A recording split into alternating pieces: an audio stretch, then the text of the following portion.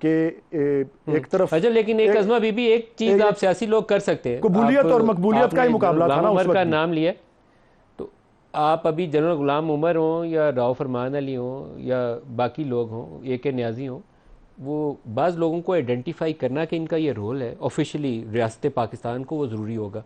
आप हिम्मत करें, और मेरे ख्याल में आप दोनों जमातें, पीटीआई वाले तो चाहते हैं ना कि इस पे काम हो, तो पीपल्स पार्टी और पीएमएलएन भी इस पे हाथ मिलाए और करे वो नेम एंड शेम वाला काम। ये लोग जिम्मेदार थे 1971 के, तो एक दफ़ा बिस्मिल्लाह तो करें। देखिए, बात यह है कि ये शुरू किसने किया है, किसको 1971 का बहुत शौक आ रहा है। पहली तो बात यह है कि जो मैं बाकी बहुत सारी बातों से जो है इत्तफाक करती हूँ वलीद साहब की, लेकिन एक बात जो उन्होंने जस्टिफाई करने की कोशिश की ना कि वो खुद मुख्तारी की तहरीक थी, वो अलहदगी की तहरीक नहीं थी, ऐसा नहीं है। जैसे मैंने कहा कि क्या उस पूरी तहरीक के पीछे इंडिया का या रॉ का रोल नहीं था?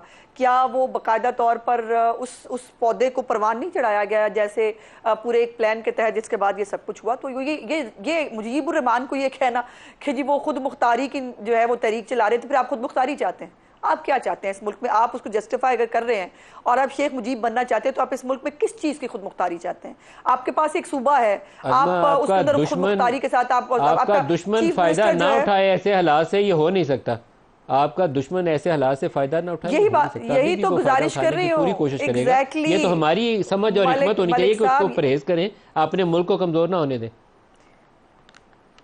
यही तो मैं गुजारिश कर रही हूँ मलिक साहब। अभी ये भी कहा वलीद भाई ने कि जी गलतियां हुई हैं, सबसे बिल्कुल हुई हैं, सब गलतियों से सीख रहे हैं और सीख के आगे बढ़ रहे हैं। खुदा का वास्ता इस मुल्क को आगे बढ़ने दें।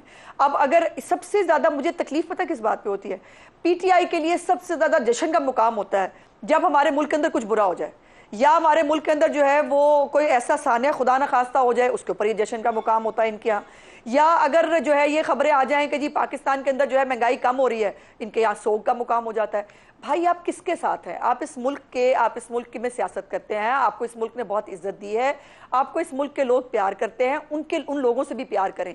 अब अगर पाकिस्तान दोबारा ट्रैक पे आ रहा है, ये फिर 1971 की तरफ जा रहे हैं, ओ भाई हमें आगे चलने दो, मुल्क में सरमायाकारी आने दो, मुल्क के अंदर महंगाई गुर्बत खत्म होने दो, मुल्क की माशी हालत को बेहतर होने दो। लेकिन ये IMF के लिए खत लिखवाते हैं, ये आर्टिकल्स लिखवाते हैं, और ये हर एक को जो है वो इदारे का जो भी कोई सरबराह है उसके खिलाफ ही चढ़ दौड़ते हैं। वो काजी फाजिसा हो तब भी, वो अगर कोई और इदारे का सरबराह है, इससे ये खिदमत कर रहे हैं मुल्क की। यही तो सवाल मेरा है, यही तो मलिक साहब मेरा केस है कि इस मुल्क के साथ अब बस क्यों नहीं कर देते हम लोग? वलीद साहब, जो सियासी लोग हैं वो अगर बातचीत करें ना तो हिकमत और दनाई से रास्ता निकालेंगे। इसीलिए लीडर्स आपको कहा जाता है ना कि आप रास्ता निकाल लेंगे। अगर आप रास्ता नहीं निकालेंगे, सड़कों के ऊपर ही सारा दंगा फसाद होना है, तो फिर तो वो लीडरशिप ना हुई, हिकमत नाम की कोई चीज़ ही ना हुई। तो आपने रहनुमाई करनी है, तो रहनुमाई के लिए फिर आपको उस जगह तक, उस मंजिल तक, उस पेडेस्टल तक पहुँचना चाहिए जहाँ बैठ के आप कौम के फैसले कर सकें। जी बिल्कुल दुरुस्त है, मैं इसका जवाब ज़रूर दूंगा। मेरी बस ये एक ही अर्ज़ है, मैं फिर से आई थिंक ये अहम बात है कि ज़रूरी नहीं कि हर चीज़ में 1971 और आज में जो है वो मुमासलत हो या ओवरलैप हो या सिमिलैरिटी हो, लेकिन जो एक चीज़ कॉमन है उन दोनों, मैं अभी फिर दोहराना चाहूँगा, वो यही है कि उस वक्त भी मैंडेट की नफ़ी से ये सारी जो है ख़राबी शुरू हुई थी, और आज भी एक मैंडेट की नफ़ी और उसको कुचलने और एक रियासत की पॉलिसी जो कुचलने की तरफ है। क्योंकि देखें, ताली दो हाथों से बजती है। सिर्फ मैं देखें, किसी 9 मई के किसी वायलेंस की मैंने कभी सपोर्ट नहीं की, ना हमारी पार्टी ने की है। मैं तो यही मुसलसल कहता रहा हूँ, और हमारा मौक़िफ़ भी यही है कि इस पर एक आज़ादाना जुडिशल इंक्वायरी होनी चाहिए, वो एक अलग मौजू है।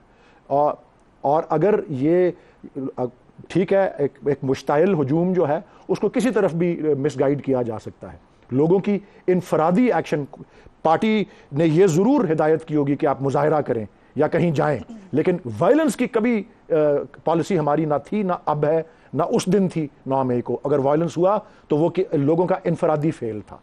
अब आप डायलॉग की बात कर रहे हैं जी, हम एक पॉलिटिकल पार्टी हैं, हमने किसी भी पॉइंट पे, किसी भी मरहले पे, किसी भी मौके पे डायलॉग से इनकार नहीं किया। अच्छा, अब डायलॉग सियासी जमातों से अगर करना है तो हम डायलॉग बिल्कुल, हमने देखा ना, पूरी एक मुहिम बनाई हुई है ना तहरीक तहफ़्फ़ुज़ आईन पाकिस्तान, उसमें 5-6 पॉलिटिकल पार्टीज़ ही हैं ना, वो हमारे हम ख्याल हैं।